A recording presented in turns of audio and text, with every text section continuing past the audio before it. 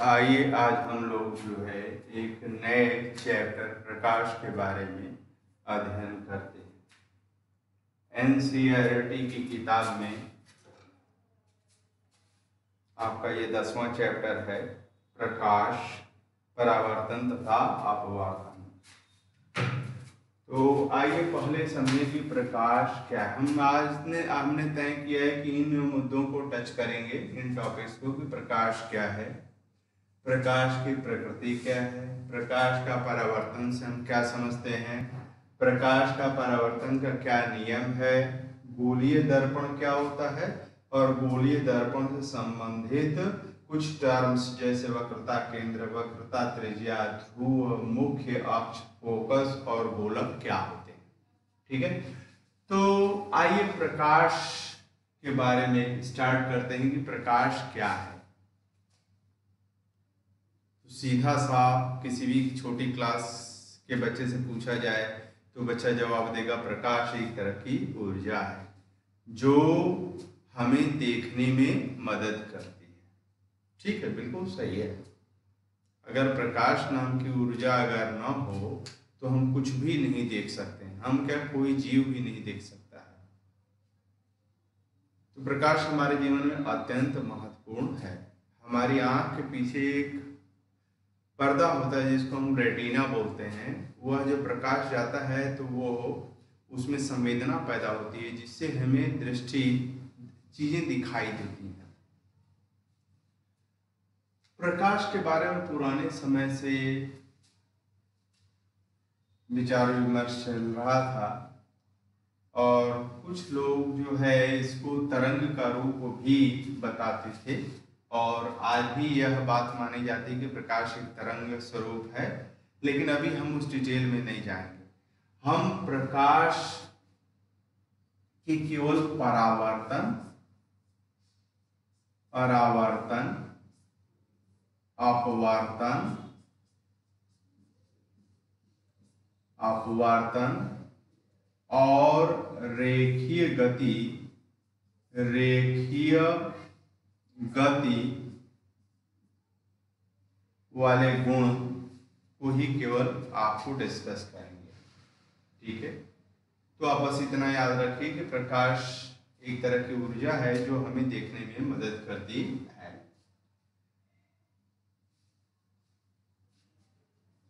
प्रकाश की प्रकृति जहां तक है वो तरंग भी कही जाती है और कण भी कही जाती है। इसके बारे में जो है बाद की क्लासेज में आपको बताया जाएगा कि इसकी तरंग प्रवृत्ति कब दिखाई देती है और इसकी कण प्रवृत्ति कब दिखाई देती है। लेकिन हम लोग प्रकृति के बारे में बहुत ज्यादा बात नहीं करेंगे। अब आइए प्रकाश का परावर्तन। प्रकाश का परावर्तन का क्या अर्थ है? जैसे अगर यहाँ दर्पण अगर ले लिया जाए, यहाँ पर अगर ये दर्पण ले लिया जाए, इस तरह से दर्पण ले लिया जाए और इस पर प्रकाश को आपतित कराया जाए, प्रकाश की किरणें आपतित हो रही हैं, तो इस दर्पण पर पड़ने के बाद इन प्रकाश की किरणों का क्या होगा? ये प्रकाश की किरणें जो है जिस माध्यम से आई थी उसी माध्यम में रास्ता बदल करके वापस कर दी जाती है। ठीक है, बाउंस बैक कर दी जाती है। प्रकाश के इसी गुण का नाम है परावर्तन।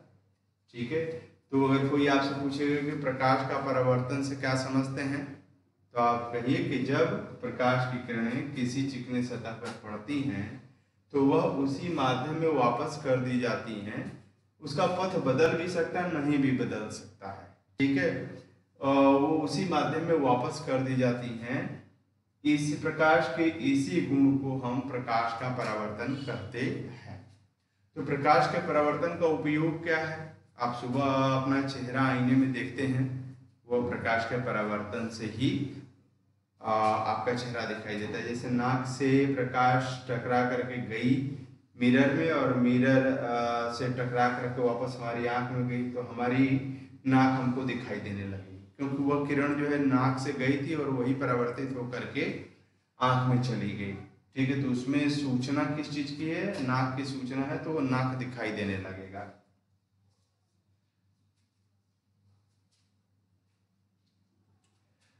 प्रकाश जब परावर्तित होता है तो कुछ नियमों का पालन भी करता है।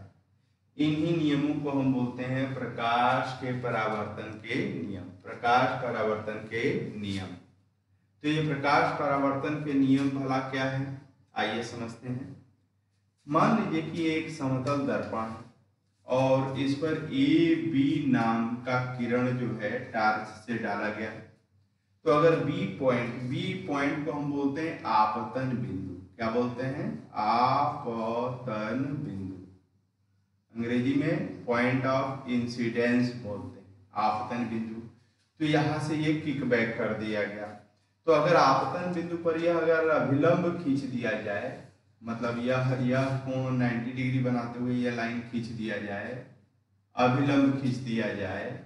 बी एन क्या है? बिंदु बी पर, आपतन बिंदु पर अभिलंब है, ठीक है। यह अभिलंब अगर खींच दिया जाए तो यह अभिलंब जो है आपतित किरण से जितना कोण बनाता है, या यूं कहिए कि आपतित किरण अभिलंब से जितना कोण बनाती है उसको हम आपतन कोण बोलते हैं। और यह आपतित किरण है, आपतित किरण, और यह जा रही तो यह परावर्तित किरण है।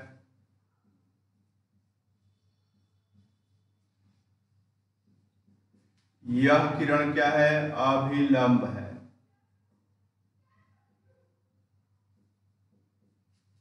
ठीक है। तो आपतित किरण और अभिलंब के बीच का यह जो कोण है इसको आपतन कोण बोलते हैं। परावर्तित किरण और अभिलंब के बीच के कोण को हम क्या बोलते हैं? परावर्तन कोण बोलते हैं। इसको आर से दर्शाते हैं, ठीक है। तो प्रकाश के परावर्तन के दो नियम हैं। प्रथम नियम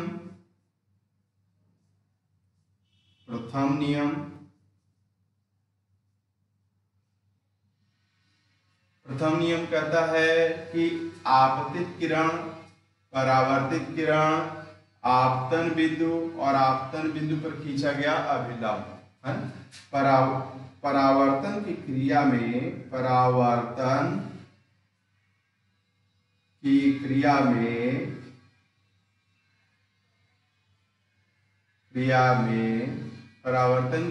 में आपतित किरण,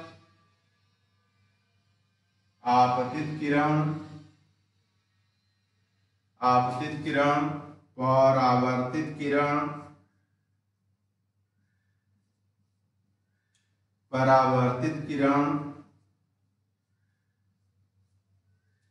आपतन बिंदु।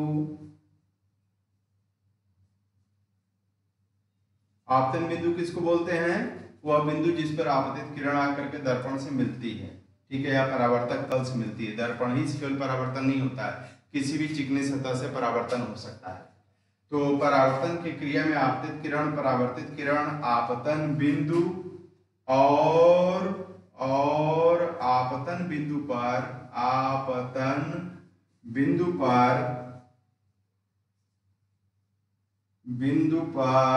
खींचा गया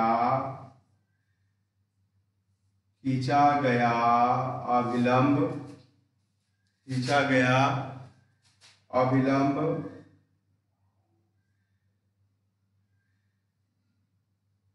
आपतन बिंदु पर खींचा गया अभिलंब एक ही तल में होते हैं, एक ही तल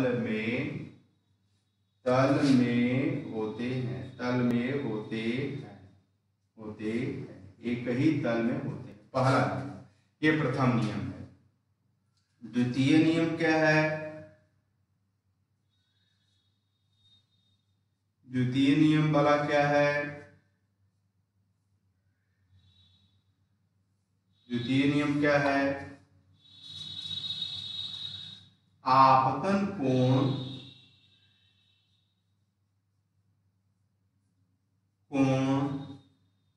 सदैव परावर्तन कोण के बराबर होता है।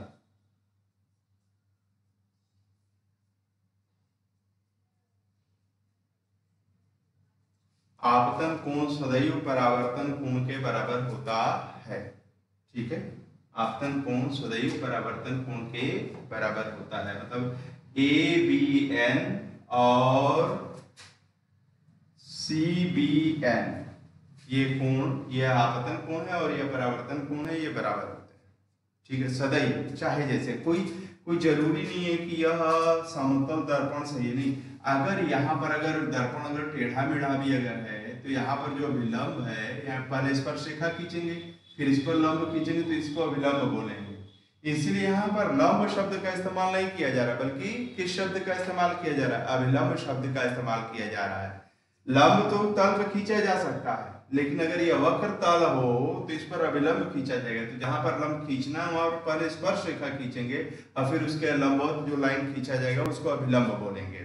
ठीक है, तो ये दो नियम है, प्रकाश परावर्तन के ये दो नियम है।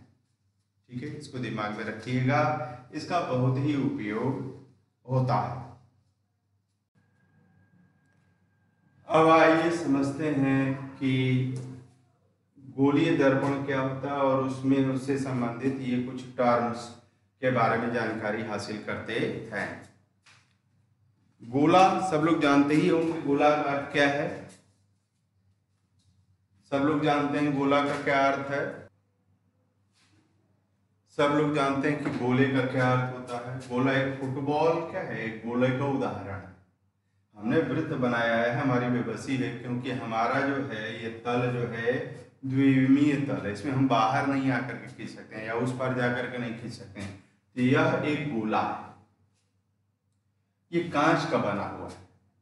ठीक है, किस चीज का बना है? कांच का, पारदर्शी कांच का बना हुआ है। अब इसको हमने कट कर दिया, यहां से ऐसे कट करके ये वाला हिस्सा उड़ा दिया और यहां से ये वाला हिस्सा कट करके उड़ा दिया। तो ये क्या हो गया? ये कटोरे जैसा यहाँ पर बच गया और ये कटोरे जैसा यहाँ पर बच गया, गोलीय पारदर्शी सतह बच गया। अब अगर यहाँ अंदर कलई कर दिया जाए, दर्पण में आप देखते हैं पीछे साइड में क्या होता है, कुछ पेंट लगाया जाता है, उसको हम बोलते हैं कलई। ठीक है, तो कलई अगर कर दिया जाए तो ये बाहर वाले सतह से इसमें क्या होगा? परावर्तन होगा, अंदर वाले सतह से परावर्तन नहीं होगा। और अगर यहाँ अगर ऐसे बाहर वाले सतह पर अगर कलई कर दिया जाए तो अंदर वाले सतह से परावर्तन होगा। ठीक है, अंदर वाले सतह से परावर्तन होगा, बाहर वाले सतह से परावर्तन नहीं होगा। यहाँ बाहर वाले सतह से परावर्तन नहीं होगा। तो यह भी दर्पण बन गया और यह भी दर्पण बन गया। और यह दर्पण जो है एक किस बड़े आकार का हिस्सा है? गोले का हिस्सा है। ठीक है, इसीलिए इन दोनों दर्पण को हम एक नाम देते हैं और वह नाम क्या है? गोलीय दर्पण। क्या नाम है भैया? गोलीय दर्पण। ये हुआ गोलीय दर्पण। तो अब कोई अगर आपसे पूछता है कि गोलीय दर्पण का क्या मतलब है, तो आप क्या बताएंगे उसको? आप कहेंगे कि एक ऐसा दर्पण जिसका सतह एक गोले का हिस्सा होता है, उसको हम गोलीय दर्पण बोलते हैं। लेकिन आप देखिए इस दर्पण और इस दर्पण में अंतर है। क्या अंतर है? इसमें बाहर वाला सतह परावर्तक है और इसमें भीतर वाला है ना, गड्ढे वाला है। तो इस दर्पण का एक अलग नाम रखा गया है और इस दर्पण का एक अलग नाम रखा गया है। इस दर्पण का नाम है उत्तल दर्पण। क्या? उत्तल दर्पण। और इसका नाम क्या है? अवतल दर्पण। इस गोले का नाम क्या है? गोलीय दर्पण का नाम है अवतल दर्पण। ठीक है, तो गोलीय दर्पण कितने प्रकार के होते हैं? दो प्रकार के, उत्तल दर्पण और अवतल दर्पण। उत्तल दर्पण को अंग्रेजी में कॉन्वेक्स मिरर बोलते हैं और अवतल दर्पण को कॉनकेव मिरर बोला जाता है। ठीक है, अच्छा भले ही हो, लेकिन यह तो एक ही गोले के हिस्से थे। तो उस गोले का केंद्र क्या है? यह है। तो इसको हम बोलते हैं, इस बिंदु को हम बोलते हैं वक्रता केंद्र। क्या बोलते हैं? वक्रता केंद्र।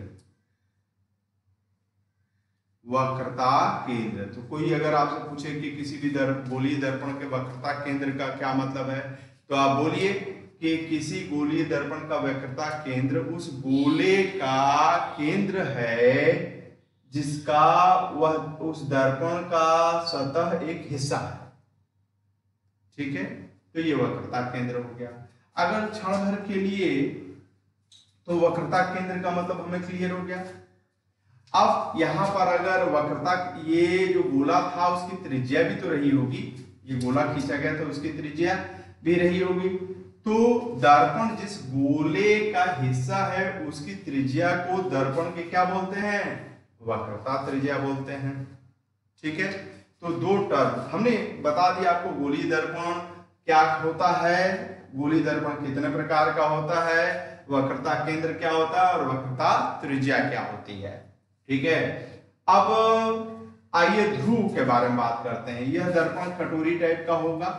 ठीक है, ये थोड़ा देर के लिए इसको ऐसे बना लिया जाए, ये कटोरी टाइप का होगा। तो इस कटोरी को अगर ऐसे किया जाए और उसमें पानी थोड़ा सा डाल दे तो बीचों बीच में जाकर कहीं इकट्ठा हो जाएगा, यहीं कहीं इकट्ठा होगा।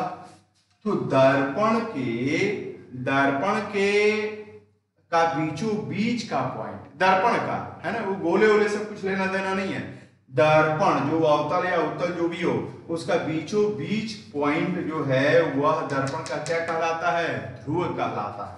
इसको P से अमूमन दर्शाते हैं, वक्रता केंद्र को O से या C से दर्शाया जाता है।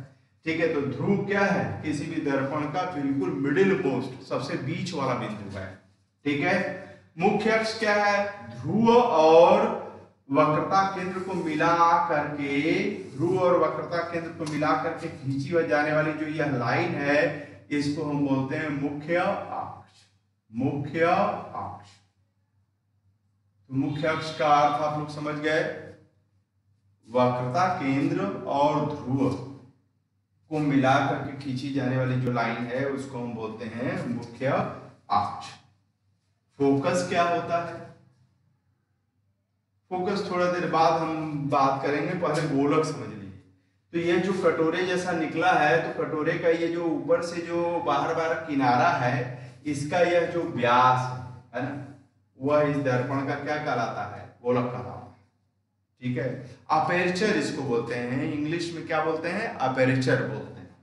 ठीक है, तो aperture of a spherical mirror is the diameter of the periphery of the mirror। जो किनारा किनारा दर्पण का वो वृत्ताकार है, उसी के व्यास को हम अपेर्चर बोलते हैं। ठीक है, अब आइए फोकस के बारे में बात करते हैं। फोकस के बारे में बात करते समय थोड़ा देर के लिए हम इसको ऐसे मिटा देते हैं। ठीक है, तो कैसा दर्पण है भैया, ये कैसा दर्पण है, ये अवतल दर्पण, यह सेंटर ऑफ कर्वेचर है, यह पोल है। अगर मुख्य अक्ष, यह अक्ष क्या है, मुख्य अक्ष है, मुख्य अक्ष के समानांतर अगर एक किरण को अगर भेजा जाए, दो किरण को भेजा जाए, दो किरण को हम 10 किरण को भेजें, मुख्य अक्ष के समानांतर अगर किरणों को इस दर्पण के ऊपर गिराया जाए, तो सभी किरणें परावर्तित होने के बाद मुख्य अक्ष पर उपस्थित एक बिंदु से होकर के जाती है ना, अवतल दर्पण के लिए एक बिंदु से होकर के जाती है। उसी बिंदु को हम अवतल दर्पण का क्या कहते हैं, फोकस बोलते हैं। उसी बिंदु को देखिए, ये सभी मुख्य अक्ष के समानांतर किरणें हैं, जब पड़ रही हैं तो परावर्तन के बाद कहां से जा रही है, एक बिंदु पर मिल रही है, फोकस पर आकर के, है ना, आकर के वापस आकर के मिल रही हैं और मिलने के बाद फिर हट रही हैं। ठीक है ना, तो जिस बिंदु पर आकर के मिलते हैं उसी को हम फोकस दर्पण का बोलते हैं।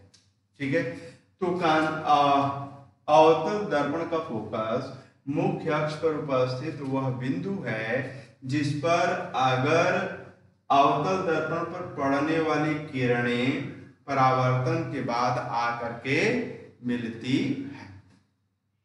ठीक है, लेकिन अगर अवतल दर्पण न हो, उत्तल दर्पण हो, तब उत्तल दर्पण अगर होगा तो थोड़ी सी परिभाषा में परिवर्तन करना पड़ेगा।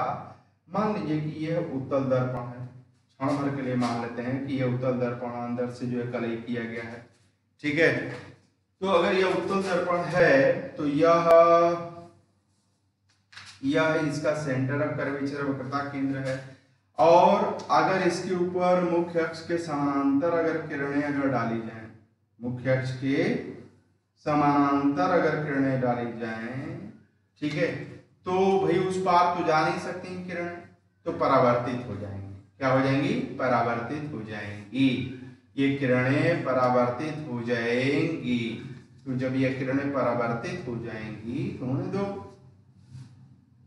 ठीक है, ये किरणें यहीं से परावर्तित हो जाएंगी, ये ऐसे परावर्तित हो जाएंगी। लेकिन अगर इन किरणों को अगर पीछे बढ़ाया जाए, काल्पनिक रूप से अगर पीछे बढ़ाया जाए, तो ऐसा प्रतीत होता है कि सभी किरणें एक बिंदु से आ रही हैं। कहां से आ रही हैं? एक बिंदु से आ रही हैं जो मुख्य अक्ष पर उपस्थित है। सभी, इन सभी किरणों 1, 2, 3 और 4 में गुण क्या था?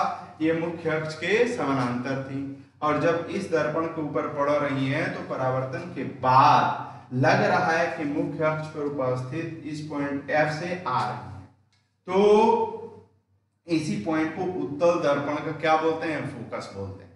तो अवतल दर्पण के फोकस में सचमुच की किरणें आएंगी, लेकिन उत्तल दर्पण के फोकस में लगेगा कि वहां से टकरा करके वापस आ रहे, वहां से आते हुए प्रतीत होगी। अंतर समझ में आया?